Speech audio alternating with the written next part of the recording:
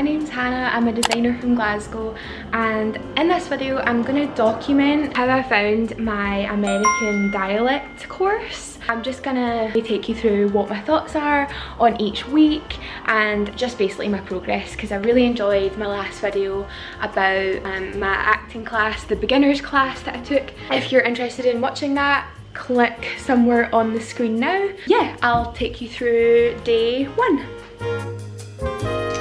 Ooh, it's actually so hot in Glasgow right now.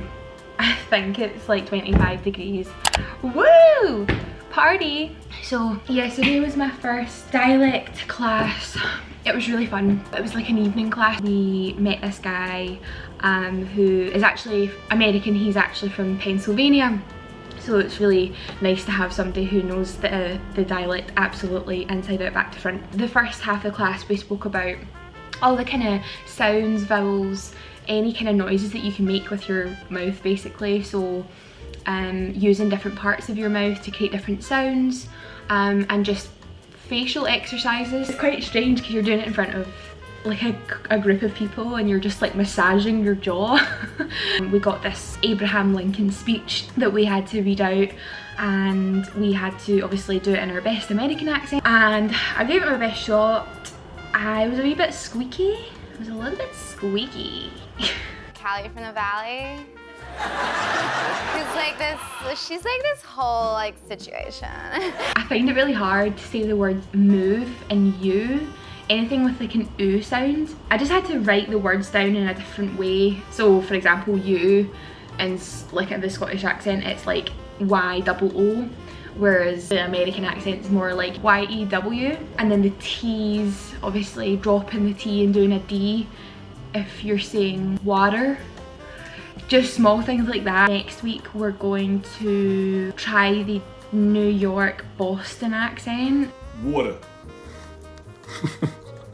Dog. Coffee. Forget about it. Perfect, perfect. And then the next week we're going to do Deep South, which is so exciting. All right, all right, all right. And then the fourth week we'll do Midwest, I think. Yeah, like I told you, we haven't had any vehicles go missing. Okay. I don't know what monologue I'm going to do. Oh, probably something to do with Timothy Chalamet. He's actually my biggest crush ever. Absolutely no shame. So yeah, I'll probably pick something that I know quite well, like up from a film that I know quite well, and I know like the emotion and I know the background and where they're from and things. So yeah, that's week one. That's what we did in week one, and I'll see you in week two. See ya.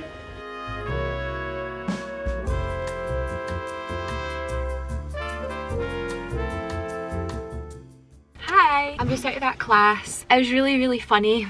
I always laugh at that class. This guy, he's just hilarious. Today we were doing a bit of New York, and then we did general American with the monologue that we practiced. I literally didn't practice it. You had to choose a monologue. Mine was the Call Me By Your Name Michael Stuhlbarg speech, where he's like basically telling Elio that it's okay to be gay. Oh, it's really emotional. It's like a really sad scene. We then went on to like reciting a scene. So it was just like from here to like here.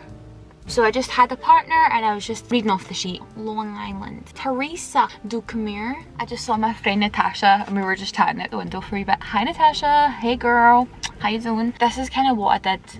So you had a beautiful friendship, maybe more than a friendship.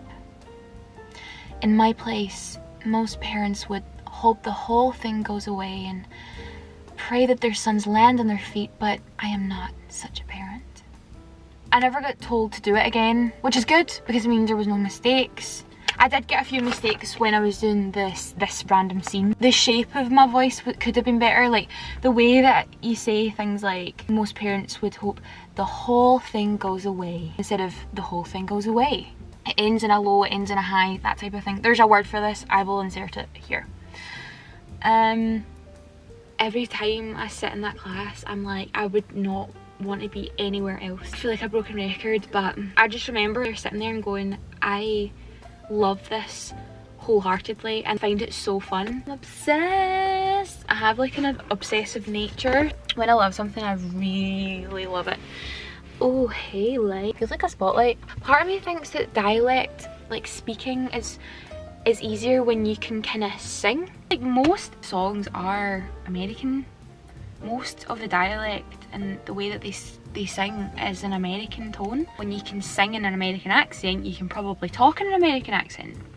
I don't know. When I think about the actual pronunciation, I most likely get it wrong.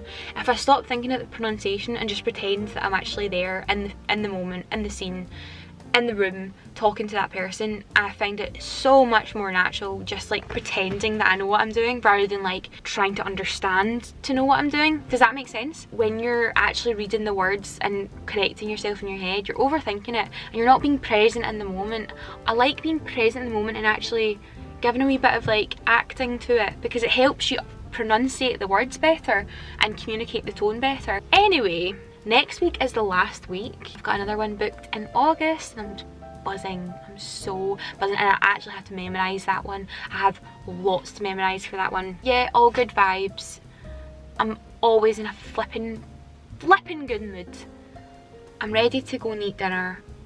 I will see you in the next one. Goodbye.